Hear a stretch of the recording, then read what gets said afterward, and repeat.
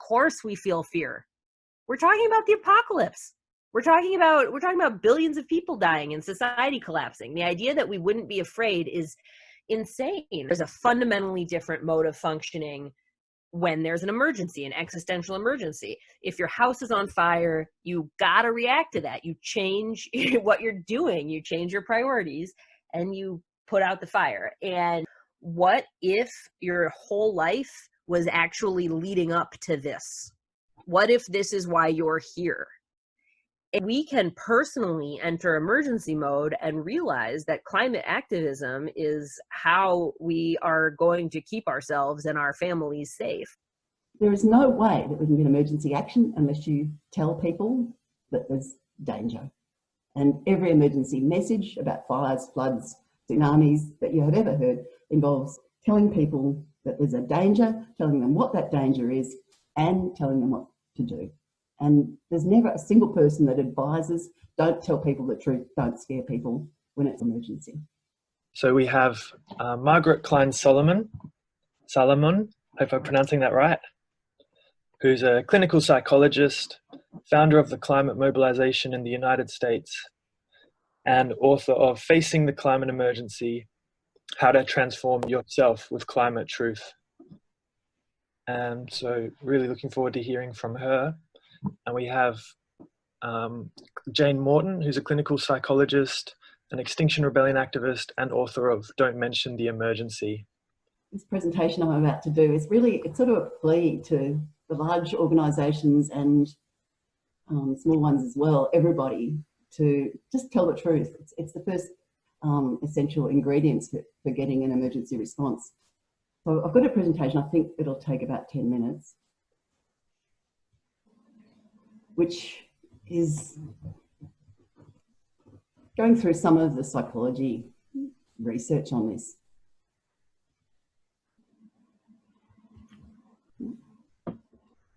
Okay, so one of the things we know very well these days is that there's a lot of lies and misinformation. That's an obvious obstacle to getting the emergency action that we need. But I have a feeling there's a more subtle disinformation campaign that goes on actually about the climate messaging as well. And I'll just give you this as an example. So Frank Luntz is somebody who's been a very well-known Republican pollster and push pollster really.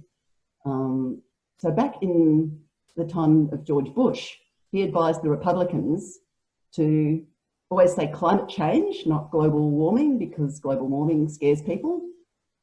And he advised them to go hard on the science.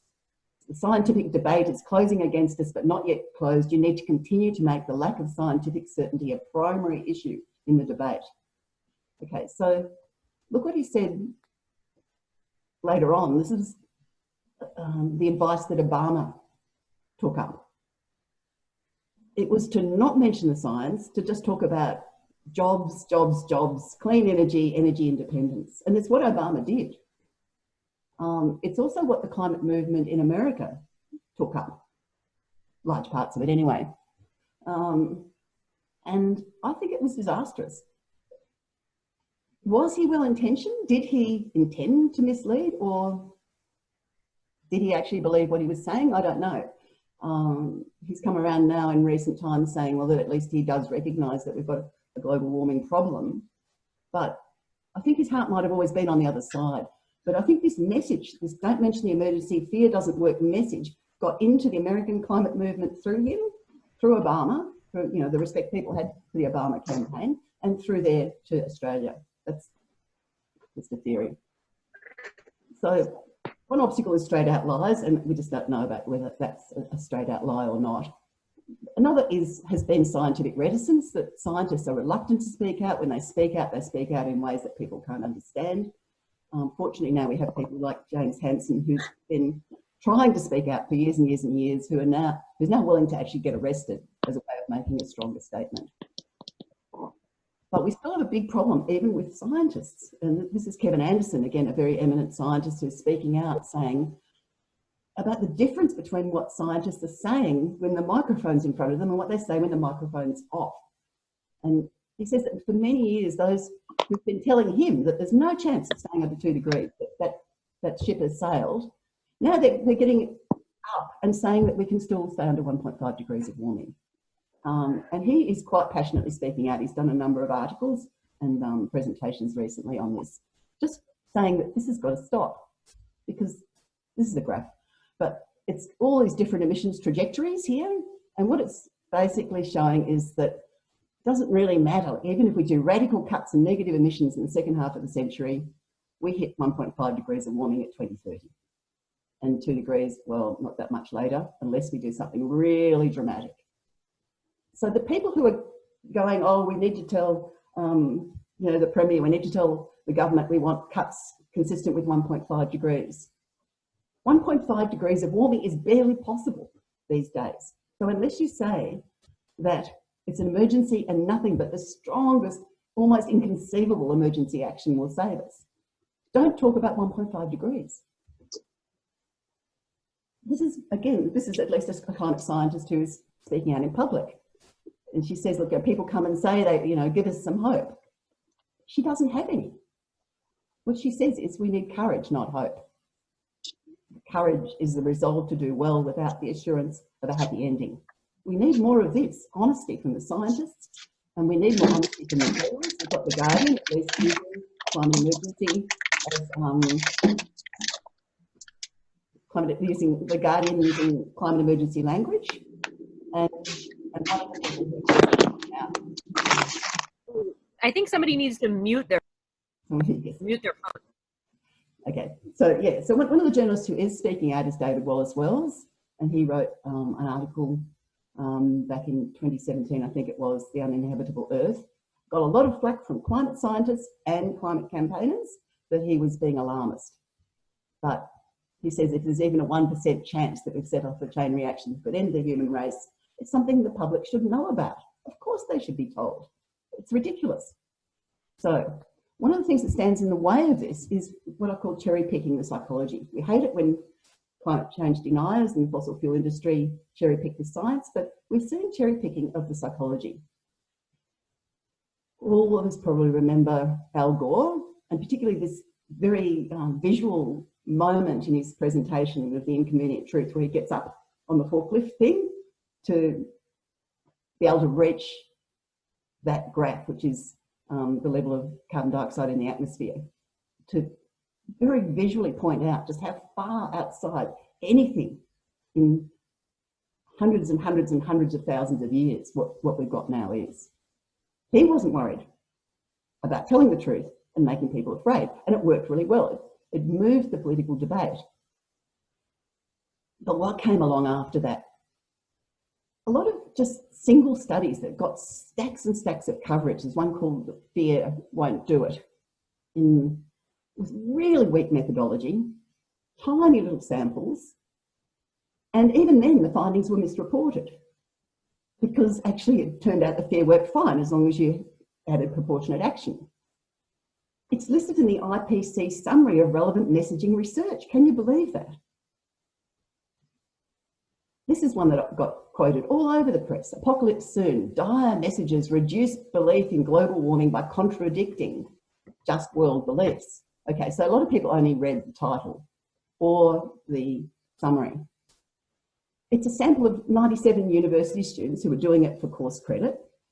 And unless you actually contact the authors, you didn't get to find out that the two messages they were testing, one of them said, the IPCC says the science is really dire, and scientists say there is nothing we can do about it. The positive message was the IPCC says the science is really dire, and scientists say there's maybe something we can do about it. It was a most inaccurate test. One of the questions they asked was, after you read this, do you trust climate scientists sort of more or less? Well, they just read something that said climate scientists says there's nothing we can do, which wasn't actually true. It's a terrible, terrible study. Again, it's recommended in IPCC messaging advice. Out in 2012 came a report that was spread all over the climate movement in Australia, probably around the world, called Sizzle, the New Climate Message. It was based on the views of a salesman, Elmer Wheeler, and look, I've got no problem with basing stuff on salespeople because they actually do know what works. They get a test every time they run an advertising campaign of what works and what doesn't. But again, he was misreported.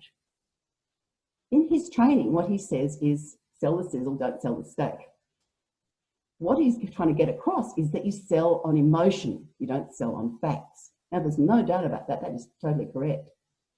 It was distorted in this climate messaging booklet to turn into a don't mention the emergency. Fear doesn't work. The booklet actually wavers backwards and forwards at one point saying that bit that I've got quoted there, that talking about climate hell doesn't work. Later on they say, well, you've got to sell a vision first and then talk about a choice between hell and heaven and then talk about action.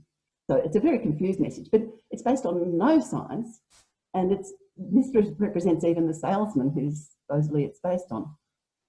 So what we do know from the public health research is that, of course, fear works fine. So there was already in 2000 a meta-analysis of 98 public health studies which showed that the stronger the threat, the fear, and the susceptibility, the personally relevant threat, the more you get behaviour change. Not surprising. But you need to link it with something they can do. If you keep smoking, you could die, but you can quit. Every public health campaign, just about every public health campaign, uses this formula. Because why? It works. A more recent one in 2015, which addressed the backfire controversy. Again, finding that fear appeals are effective and there are no identified circumstances under which they backfire. These meta-analyses, though, you never hardly ever hear them being talked about. You hear these single cherry-picked studies. There is no way that we can get emergency action unless you tell people that there's danger. And every emergency message about fires, floods, tsunamis that you have ever heard involves, and the coronavirus involves, telling people that there's a danger, telling them what that danger is, and telling them what to do. And there's never a single person that advises, don't tell people the truth, don't scare people when it's an actual emergency. It's also worth noting that people are actually already scared. This comes from a study that was a survey of 2,000 people, proportionate sample across US, UK, Canada and Australia. And even by 2015, I imagine the numbers are higher now, there's a large percentage of the population who believes that we're in a very dire circumstance. So if you're a campaigner and you refuse to talk about these things, all that you do is make people not trust you. One of the things that happens when I do heading for extinction talks for Extinction Rebellion is that there are young people in the audience and they say, I've been afraid about this stuff my whole life. I've been worrying about this since primary school. I have not engaged with politics because nobody cares, nobody's doing anything. I have not engaged with the large environmental groups because they just don't talk about it in a way that's truthful and they don't have answers that are going to do anything. So what we need is tell people the truth, even if it makes people afraid. Help people find the courage to act. And Margaret obviously is one of these people who has been telling the truth. And I think the exciting thing is that as you start to tell the truth, big things happen. So I hope Margaret will talk about this more, but within months, I believe, of the climate mobilisation starting in the US, with what seemed to even me like a very hard ask, a World War II scale mobilisation, within months they had managed to shift the Bernie Sanders campaign from we want a carbon tax to we want a World War II scale mobilisation. Amazing. And that's gone in then to the climate justice Green New Deal narrative that now is just all over the world as a perfectly acceptable idea, an emergency transition. We had a similar experience in Australia when the reef bleached in 2016 and there was a terrible spike in warming, a monthly global average temperature, which was actually 1.65 degrees warmer. We started a campaign to declare a climate emergency And that was our wording, which we took all over the place as a petition. It seems to work very well. I won't go through it if you just want to read that. And it's basically threat plus action. The thing was that even though we were just using a petition, we were petitioning for the declaration of a climate emergency, and the response we got from the public was basically relief. Yes, of course the government should declare an emergency. Why are they not doing anything? So it took off much faster than we expected. We were asking candidates in council elections whether they pledged to support the declaration of a climate emergency. We tried it in Darebin, my local council.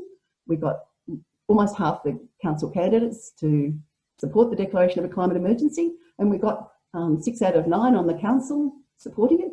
The very first council meeting, they became the first council in the world to declare a climate emergency. And now I believe it's about 1,800 councils in quite a few countries. But it started from telling the truth and something that approximated a proportionate response, declare an emergency. Of course, wonderful Greta, she started as one person outside the Swedish Parliament in 2018. At the most recent school strike, I think it was 7 million all around the world. And she's famous for her strong language. This is her "How dare you" speech. Extinction Rebellion, same thing. What a name, Extinction Rebellion, strongest possible messaging. Started in 2018, now in 68 countries. So I think the case, I rest my case. Strong messaging is the key, but you have an ethical and moral obligation to tell the truth at this point in history where it's our last chance.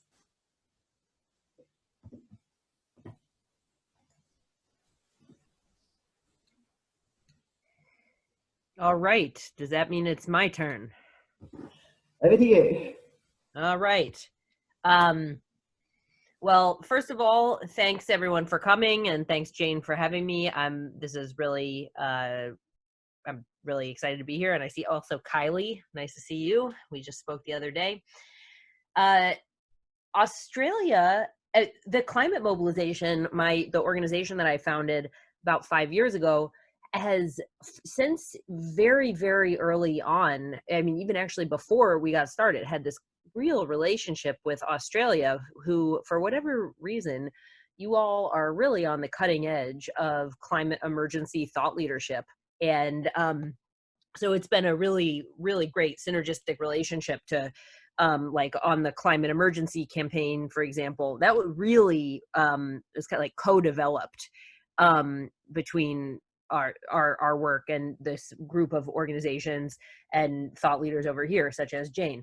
And it's no surprise, Jane and I are both psychologists, right? So in therapy, if anyone has been in therapy, I mean, you think you can get better without telling the truth? Like, is that gonna, like, you know, create any kind of transformative change? No. And so I fully agree with everything she said, and I want to talk about 2 applications of that idea. And the first is like the personal psychological, and the second is the organizational. Because the climate mobilization was founded on the ideas that Jane is talking about, with the explicit understanding that no one else is doing this, and therefore a new effort was necessary. So in April, I published a book, Facing the Climate Emergency, How to Transform Yourself with Climate Truth. It is a radical self-help book for people to reckon with the climate emergency, process and experience their emotions, and turn their pain into action. That's the critical thing. And so, as Jane was talking about, we have to tell the truth, but we also need to, like, face the truth. And this is a call of climate activists, so I assume that has happened for most people, you know, to some varying degrees, but I think it's still worth hearing this because we talk so little about climate psychology. So reckoning with the truth is the first step, but that's not just intellectually, right? This is not just about reading articles. This has to be reckoned with on an emotional and spiritual and personal and social levels, right? This is compartmentalization and intellectualization are two psychological defenses that are activated even in people who understand intellectually that this is happening. So yeah, you got to feel your feelings. And this is true. I mean, this is like a broader psychological point, but you should relate to your all feelings and climate feelings with non-judgmental self-compassion. There's no benefit in trying to censor your feelings or punish yourself for them, even if they're, irrational. I'm so angry at that person, but actually it's really my fault. So I'm, whatever. I'm bad. It's wrong to feel that way. Just doesn't. It's take it from a therapist. It just doesn't help. So to welcome thoughts and feelings about the climate emergency, as opposed to as Jane was talking about on a systems level, this idea of we can't feel afraid. No, fear is wrong. No fear, right? We are strong enough to deal with this like adults, and to actually, of course we feel fear. We're talking about the apocalypse. We're talking about billions of people dying and society collapsing. The idea that we wouldn't be afraid is insane. And it comes from, I agree with what Jane said. I also think the culture of science, climate has been classed as a science issue. So, and scientists have told us a lot about it, and they do that in a certain style. And that does not mean that is the way that the movement has to react. So another emotion other than fear that is worth mentioning is grief. We grieve not only the people and species who have already been lost, but we also need to grieve the future that we thought we had. So speaking personally, my plan was to be a clinical psychologist and to have a family and to write books, and like, this is going to be a wonderful life. But then I had to grieve that plan when I came to terms with the reality of the climate emergency, that it's not going to happen. It's not going to be lovely. You can't have a successful personal life and successful career while civilization is collapsing. It's just not going to be good. So, but grieving that path that I thought I was on, that I had invested a lot into, opens up a space for a new story of self. And so I challenge readers to reimagine your life story. What if your whole life was actually leading up to this? What if this is why you're here? And to just try to reinterpret, okay, what if, that experience that I had that was so hard, what if that was actually teaching me something that I'm using now? So the next step the book has 5 steps. We're on step 4 now. The next step is to understand and enter emergency mode. And that is the idea that there is a fundamentally different mode of functioning when there's an emergency, an existential emergency. If your house is on fire, you gotta react to that. You change what you're doing, you change your priorities, and you put out the fire. And this can also occur, this level of focus and prioritization, in a sustained way, and by individuals as well as collectives. So we can personally enter emergency mode and realize that climate activism is how we are going to keep ourselves and our families safe, and invest that work with that level of passion and dedication. I I could say a lot more, but and then the other piece of that being that we need a World War II scale response from governments, meaning all hands on deck, whole society mobilization. The government takes a much stronger role in planning the economy. There's there's bans and other command and control regulations, such as banning all new fossil fuel infrastructure, banning factory farms, and a huge amount of spending. We advocate that the government should spend without limit to save as much life as possible.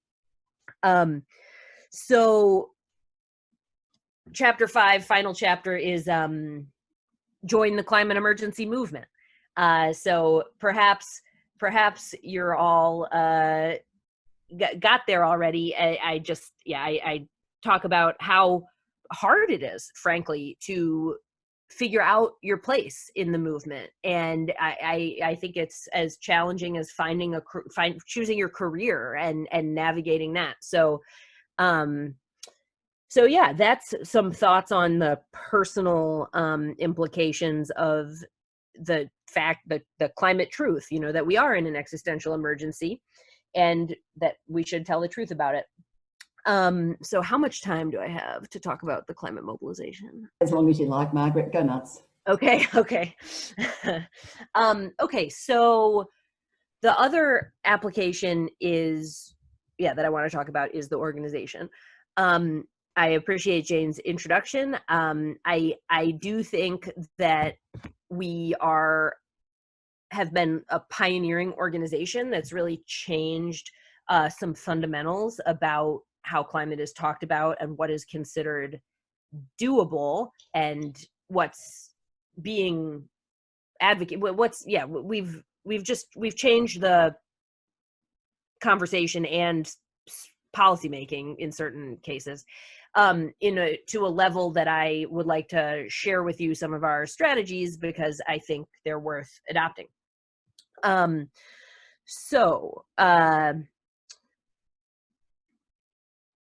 The organization was founded on the principles of telling the truth and treating the climate like the emergency that it is. And as part of telling the truth, advocating for a response to the emergency that would actually work. I think this is really important. And because again, I agree with Jane that it's depressing and confusing not to advocate something that would actually work. And people, it feels wrong. It's inauthentic. And it's just not strategically wise. So yeah, I propose a bright line for as campaigners to consider how to spend your time and energy and capacity. And that the bright line is, if fully implemented, would this policy set actually protect humanity and the living world? That doesn't mean you can't support a standalone piece of legislation that is like part of a larger vision. Like, for example, banning all new fossil fuel infrastructure. Obviously, we should support that as a standalone, even though it by itself wouldn't go all the way, but it fits into a schema that would. Whereas carbon gradualism, zero emissions by 2050 targets, which is what the Democrats in the United States are advocating right now, or carbon pricing, for example,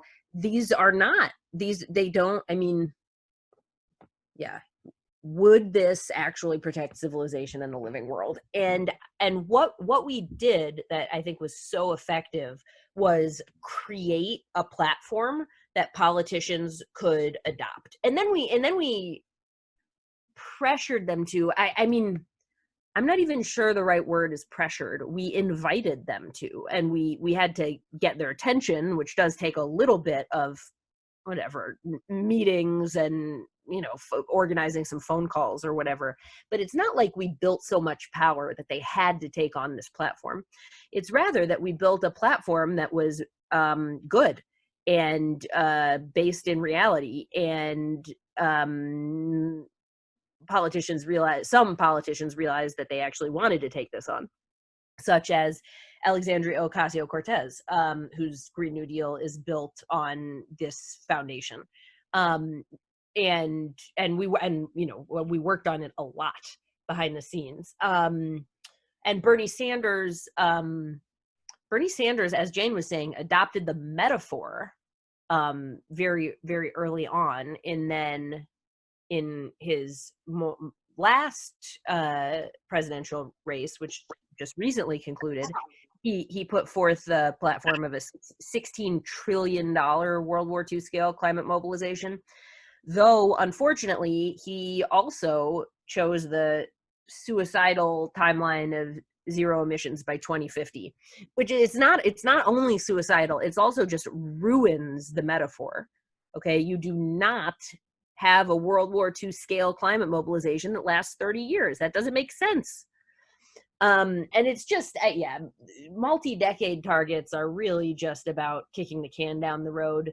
I mean, because the timeline really isn't important. It's the mentality that's important. I mean, we needed to get to zero emissions like 20 years ago. And since we didn't, we need to get there as soon as humanly possible. And I don't know how long that's going to take. 10 years seems approximately right. Philip Sutton says we can do it in 6. Maybe if we try to do it in 10, it'll end up taking 12. It doesn't, I mean, the point is as quickly as humanly possible, and 2050 is clearly the wrong mentality and approach. So one of the campaigns, our most successful campaign, or I mean, I guess you could say we have 2. One is the kind of general thought leadership campaign that I'm describing that has kind of introduced this paradigm into U.S. politics in a very kind of strategic way. Like, I mean, for example, I mean, we're just like clever.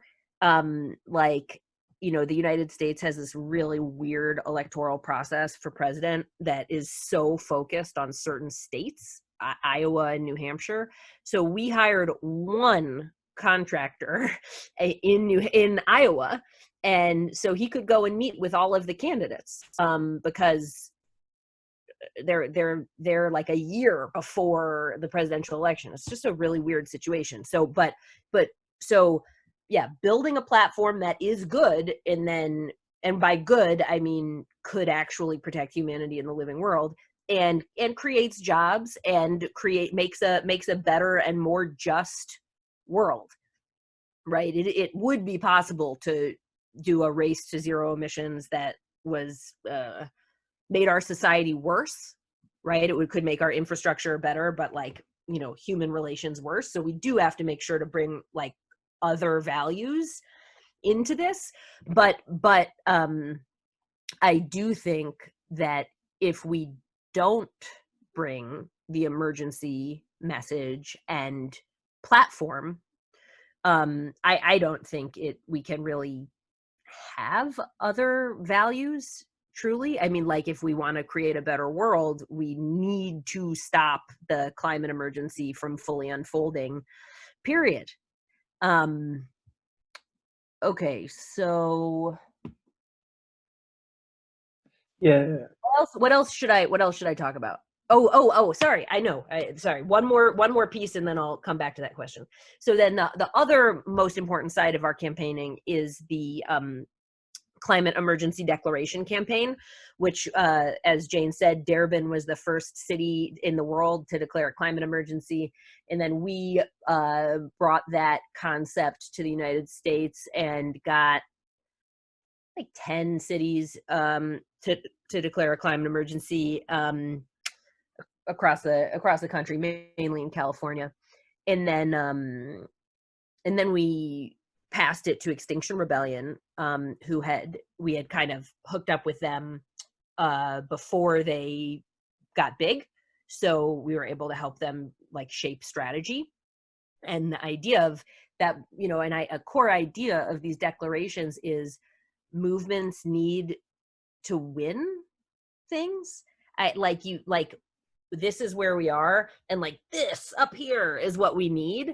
And this is a really tough place for a movement to be, because you have to like be always building momentum, right? So most climate organizations deal with this gulf by saying, well, we'll take one step and then we'll take another step, and like eventually maybe we'll get there.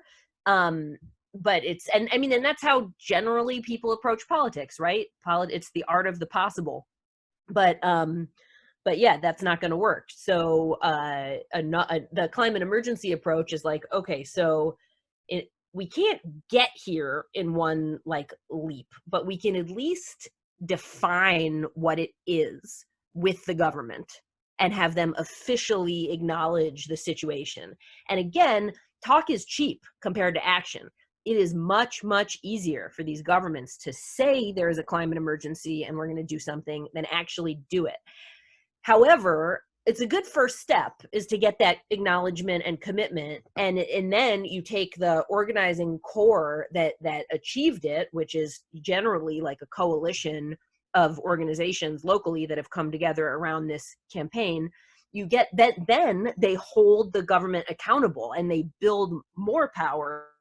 So yeah, there's some excellent examples of that working, that strategy working, such as in Ann Arbor, Michigan, which is a city of 100,000 people, and they just unrolled their $1 billion climate plan to get to zero emissions by 2030 after declaring climate emergency. It's like those two things are tied together.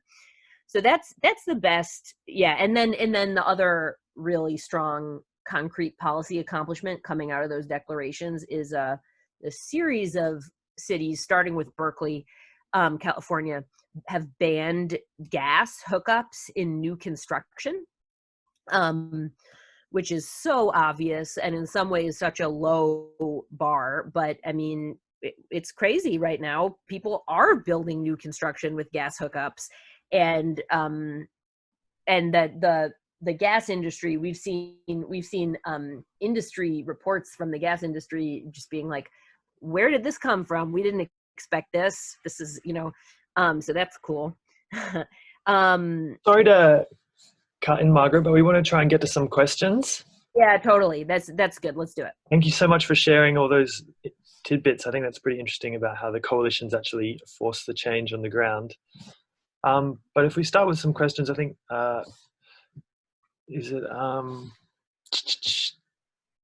first question that I had lined up, the person knows. Shoot. Okay.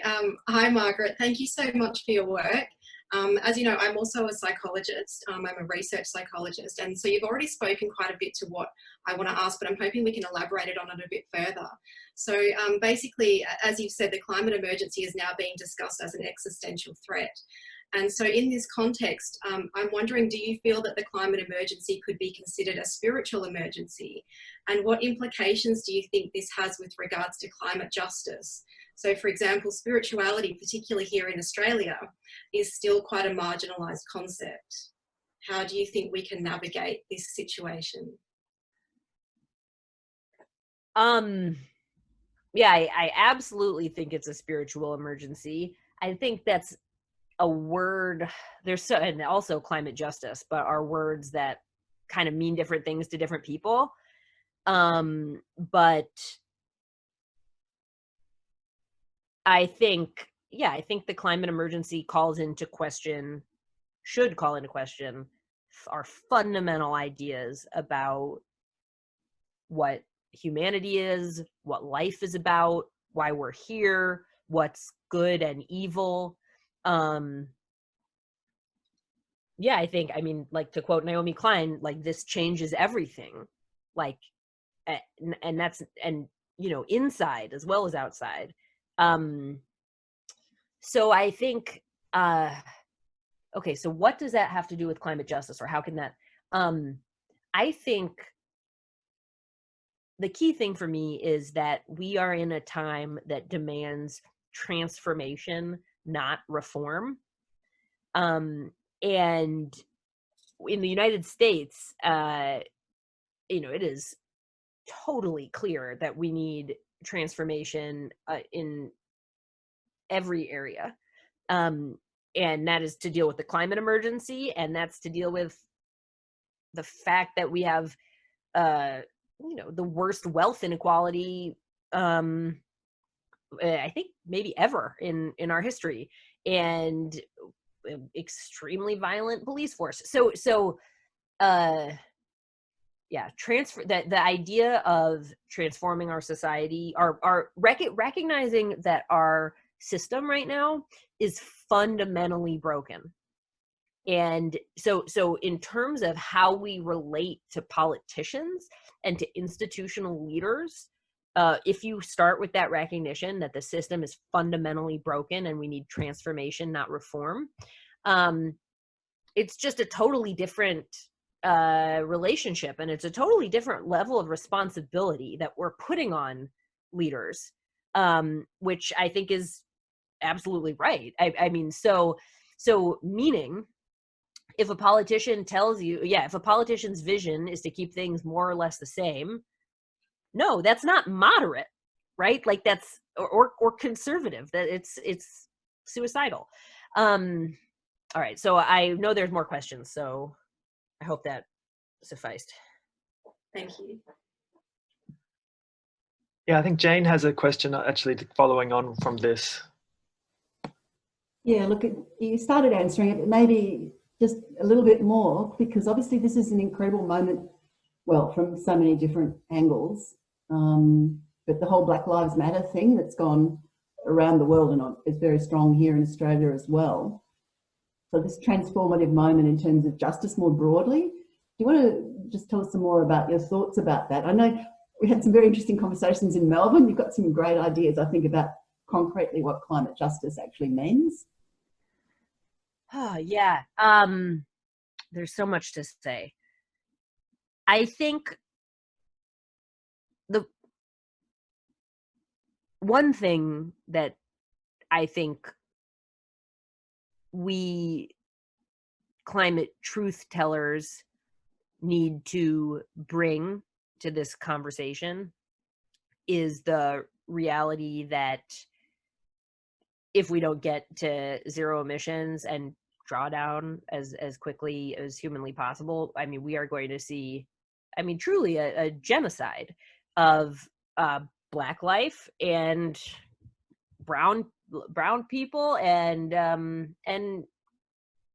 everyone eventually, right? That's like, I struggle a bit with the narrative of like that certain people are getting hit first and worst. Certainly, I mean, clearly, but I don't want rich white people to feel that this is not coming for them.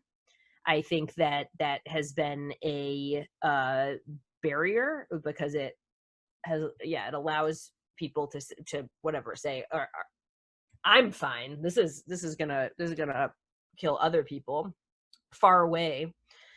I think I mean, one way that I've been thinking about this is just what we need to achieve if we are going to get out of this absolute catastrophe is really a lot. I mean, it's a huge project, so much so that some people would tell you that it's impossible. I don't think so, but it's certainly huge. And to do that, we need to be a functioning society.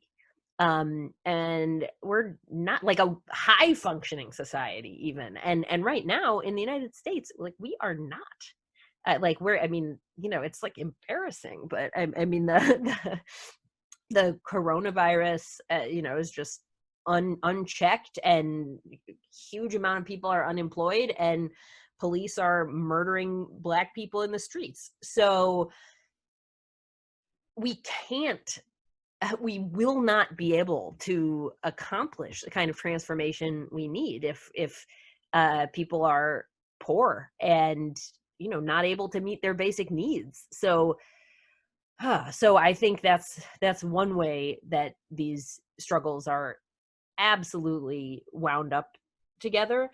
I don't know. There's much more to say. It's been extremely exciting to see.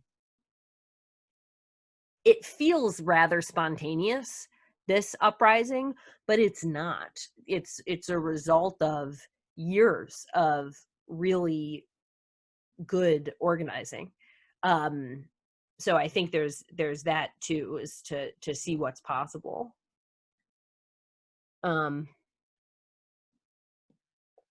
No, thank you very much. We've got a question from Bill. Do you want to ask your question, Bill?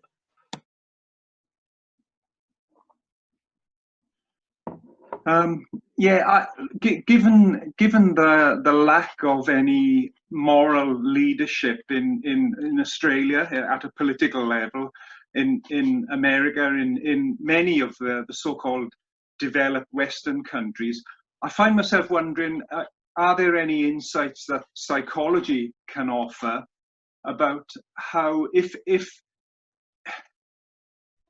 we're asking for, you know, a huge mobilization on a scale such as happened in World War II, can psychology offer any insights as to how, if certain countries come on board with that, how that's going to impact or affect people who lead authoritarian regimes and the people who live under them?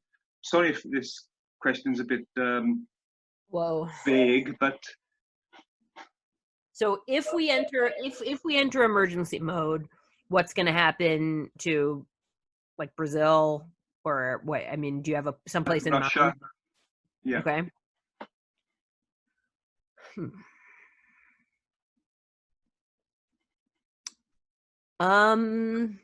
Yeah, I don't have anything that immediately comes to mind. I mean, Eric Fromm is one of my favorite psychological authors, and he wrote Escape from Freedom, which is about why people are drawn to authoritarianism. And the basic idea is that, you know, what freedom is actually really challenging psychologically, because we need to, like, make all these decisions and try to figure stuff out for ourselves. And it's easier to just kind of let an authoritarian just, like, subsume you. So that's, I mean, one thing that I think is critically important, and another kind of tie back to the justice and, like, racial justice, is like, having a shared national mission is so good for like, egalitarianism of all kinds. That and yeah, like, being on the same team, pursuing a common project makes like, inter-race relations, it improves them better than anything. So, and like, during World War II, there were a lot of steps forward in terms of civil rights and feminism and so forth. So, but anyway, this isn't really answering your question. I guess the answer is I don't really know. Jane, do you have do you know how authoritarian leaders are going to respond to mobilization? I don't know, but I have just been reading that amazing book by the person who helped organize the Serbian revolution. Oh, Sergei Popovich. A lot of stuff to say about organizing in authoritarian contexts, and basically using very similar sort of techniques. Who can remember his name? Someone put it in the chat. Sergei Popovich. That's it, Popovich. It's a fantastic read. So look, but I think, like, the other thing I put in the chat about this earlier is, you know, that idea that's quoted by Alcoholics Anonymous, but, you know, I think it's a Zen idea, you know, change what you can change. You know, we can change what's happening here. It's very hard for us to change what's happening somewhere else. But if we lead by example with a bit of luck, it spreads all over the world. Extinction Rebellion is in 68 countries, including in lots of countries in Africa and lots of countries in Asia. And a whole lot of councils in South Korea just declared an emergency. That's South Korea. You know, eventually it'll spread, hopefully, to North Korea, Russia, and those places where it's much harder to organise. But we have to lead the way, and we have to do what we can do. We can't do what we can't do. So let go of that. Let go of that. I think that Zen sort of mentality, that you do everything you can and then you let go. If it works, you go, beauty, it worked. And if it didn't, you still lie easy in your bed. You say, I did everything I could. I agree with that. I think that one way we talk about our work at the Climate Mobilization is making the necessary possible. So rather than trying to achieve what is possible, it's just figuring out what needs to happen and just running towards that as much as possible. And also building outward, like almost no one is acting rationally and morally in response to the climate emergency, and like virtually no institutional leadership is. So it's like we can build power, I think, most effectively by going out in concentric circles. So first getting, all of the low-hanging fruit people into emergency mode, move them from being, scared but silent into or campaigning. And then after that comes whatever, in the US, the Democratic Party. And then after that comes the moderates and the conservatives or whatever. And then after that will come the authoritarian regimes. So anyway, we'll cross that bridge when we come to it. So I just sort of one more thing too. My partner, who's a football enthusiast, quotes this example. I think it was the Hawthorn coach. And they were massively losing at 3/4 time. And apparently he just went and just sort of yelled at them, just do something, just do anything, just hand pass, just kick. Like, we don't know what's going to work. Just do something. And they did. And they won, So I think if you tell the truth and just do everything you can think of, then you're going to end up with no regrets and hopefully something works. Well, we're coming very close to the end of the time now, so perhaps we'll just take some final comments from Jane and Margaret. Or should we have one last question? 2 minutes. Do you have anything else you wanted to add, Margaret? One thing that I just want to let people know is that you can get a free chapter of Facing the Climate Emergency at facingtheclimateemergency.com. I put that in the chat.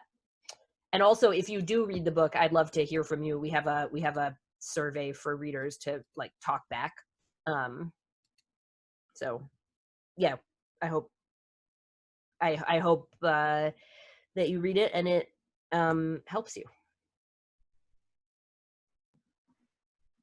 Yeah, I'm happy enough to make my just do something, just do anything but tell the truth comment, my final comment. So I don't know, we could squeeze in a 2-minute question, or we could knock off early, whatever you think. Maybe we'll have a question from Coralie quickly. Hello everyone, thanks for this discussion. It was really interesting. So my question is more a day-to-day thing, because this climate emergency is obviously going to be a very long battle. How do you reconcile emergency mode and your everyday life? So for instance, I'm personally finishing now my PhD, and so I keep shifting between my top priorities, writing my thesis, and then I feel guilty about, everything's going down and I'm not doing anything or enough for the climate. And then I'm doing more for the climate, and I talk to my supervisor and I'm feeling guilty about not writing my thesis. So how do you reconcile these two things? Yeah, it's a very real issue, and it comes up all the time. It came up in the scheduling of this call because it's hard to do time zone things and whatever. Will I do a call at 10 o'clock at night? And I said no. So I mean, that's one thing. Certain kind of basic stuff, but just taking care of your body, getting enough sleep, working out, and eating healthily. It sounds obvious, but I don't think some campaigners really short sell those things. So yeah, paying attention to your body is one, and it's also one that I really like because it doesn't require being in denial about the climate emergency. I think some climate campaigners, including myself, find it a little bit hard to go to a party or some kind of socializing that feels like, are we in denial here? Is that, but yeah, anyway, I do it since doing climate campaigning. I started really doing like tough workouts, because if you work out hard enough, you can't think about anything else. So, but yeah, time is really the most important thing, right? This is about it's an issue of how we manage our time and our energy, because once you're in it, once you whatever have processed climate truth and have turned that into action, then there's never enough hours in the day, right? Like I joke, take responsibility for solving the climate emergency. You'll never be bored again. So it's, I mean, I think, and what's worked for me, but is to shift your life around however you can that gives you the most time for this work. And that's different for different people. Like a lot of people just have a job that they cannot leave because they have financial obligations to to their family, that they just feel like they can't, but they have to do this, and their climate work has to come outside of that. And I understand that people have limits.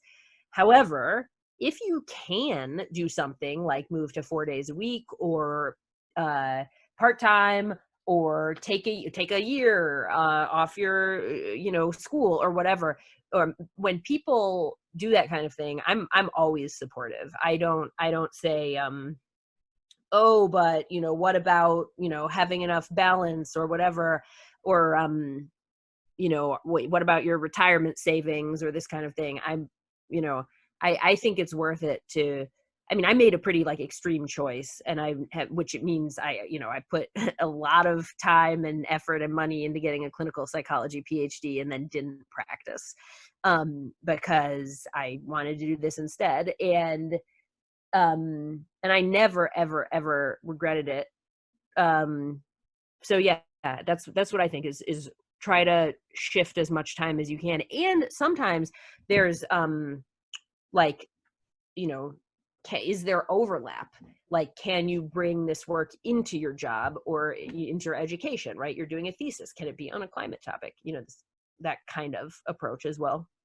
And then the last thing I'll say, and I think this is a good way to end the call, is to have self-compassion and realize that nobody can do it all. I agree with Jane fully that you want to do everything you can, but there are limits to that. You can't do more than you can, or if you do for a while, then won't be able to soon. So yeah.